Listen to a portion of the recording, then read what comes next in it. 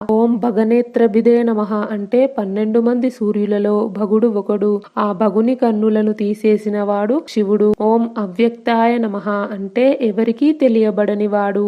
ఓం సహస్రాక్షాయ నమః అంటే 1000 కన్నులు కలిగినవాడు. ఓం సహస్రపాదే నమః అంటే 1000 పాదములు కలిగినవాడు.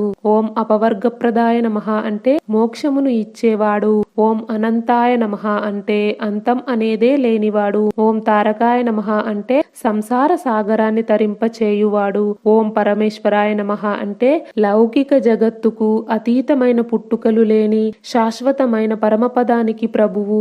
ఇవన్నీ శివుని 108 పేర్లకి వివరణలు. ప్రతిరోజు కనీసం ఒక్కసారైనా ఈ వివరణను మననం చేసుకుంటూ శివాష్టోత్తరం చదువుకుంటే శివానుగ్రహానికి పాత్రులు అవుతారు నారదా అని బ్రహ్మదేవుడు ఈ వివరణని నారదునికి ఉపదేశించాడు. ఓం శ్రీ పరమేశ్వరార్పణమస్తు.